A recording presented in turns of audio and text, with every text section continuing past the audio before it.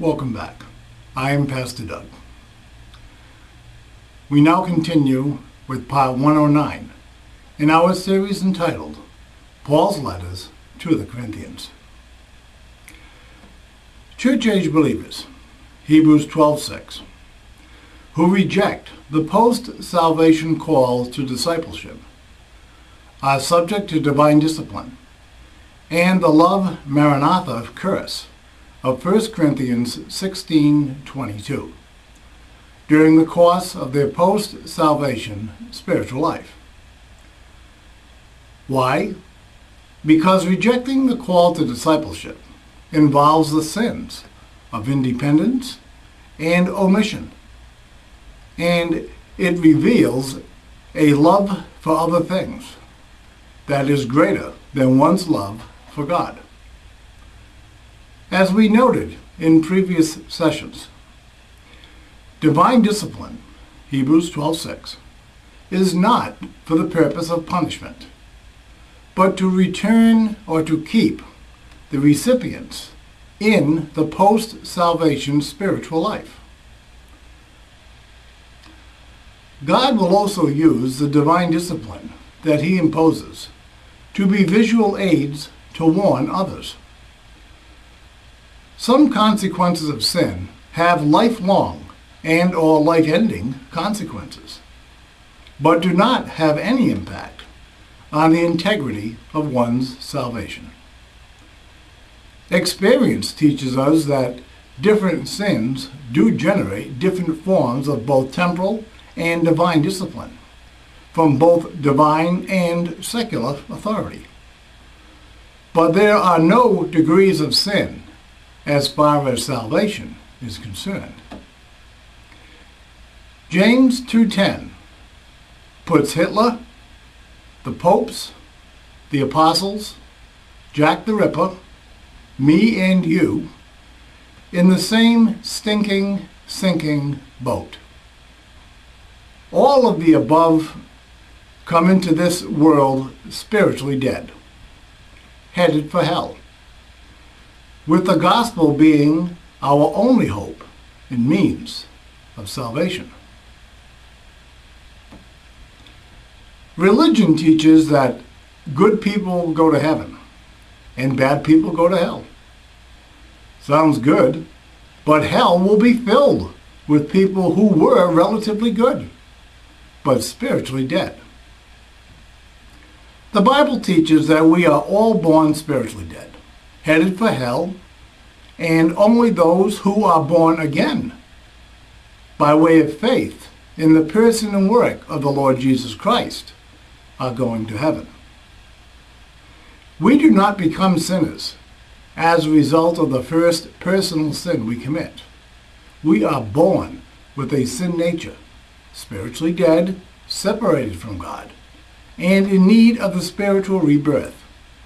Psalms 51:5, John 3:3, Titus 3:5. The salvation of a born-again believer whose natural life ends on death row is no less secure than the salvation of a born-again believer who leaves this world as a result of incurring a martyr's death.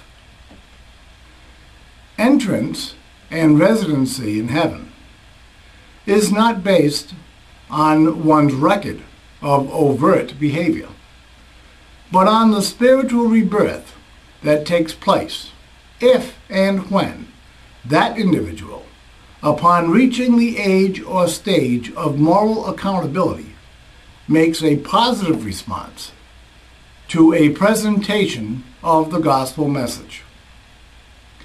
Granted, the condemned criminal's death is one of disgrace, whereas the martyr's death is one of highest honor. But neither action increases or decreases the integrity of their salvation. No one is disqualified or denied entrance or residency in heaven for having committed any sin other than the sin of disbelief. This is because other than the sin of disbelief, there is no sin that can be committed that was not already atoned for by the substitutionary spiritual death of the Lord Jesus Christ while physically alive during the last 3 of the 6 hours he spent on the cross. The only sin that does take a soul to hell is the sin of disbelief, John 3:18. All other sins were paid for in full by the Lord Jesus Christ. To promote the teaching that any other sin can cause one to go to hell is blasphemous and an attack on the person and work of the Lord Jesus Christ, who paid for such sin in full. In order to maintain law and order, the state, Romans 13, has been given the authority to impose punishments of fines, imprisonment, and physical death upon those convicted of crimes. The sovereignty of God determines when and what forms of divine discipline to implement for these same offenses. Divine discipline can range from anything from living with a guilty conscience up to and including physical death. Acts chapter 8. The next time you might be tempted to say that any given sin went unpunished, remember that the Lord Jesus Christ paid for every sin of the human race. Persons are accounted to the state for crimes committed against the law of man, and are accountable to God for violations of divine law. The eternal home and environment for every soul that God created is determined by a conscious choice to either accept or to reject the gospel message. John 3:18. The post-salvation spiritual life is the period of time consumed from the moment of salvation to the time that the individual soul departs this earth by way of natural death or the rapture. What makes the post-salvation spiritual life different from one believer to another is the amount of time spent in fellowship with God, executing the plan of God, and the amount of time spent out of fellowship, living for self, and or with known sins that have not been confessed, 1 John 1:9, and or forsaken, John 8:11. Time spent on self, independent of the plan of God, or living with a known sin that has not been confessed or forsaken, is time that is lost for all of eternity. It is lost in the sense that time is one thing that we cannot get back, and it is only in time that we can glorify God by producing divine good.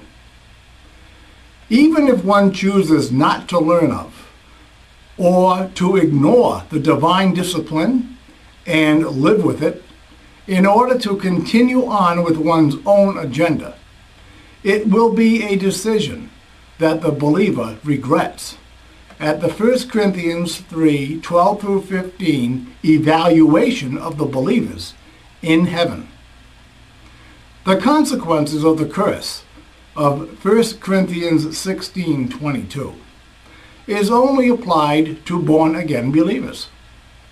This is because the decisions to enter into and or to remain in discipleship are post-salvation issues.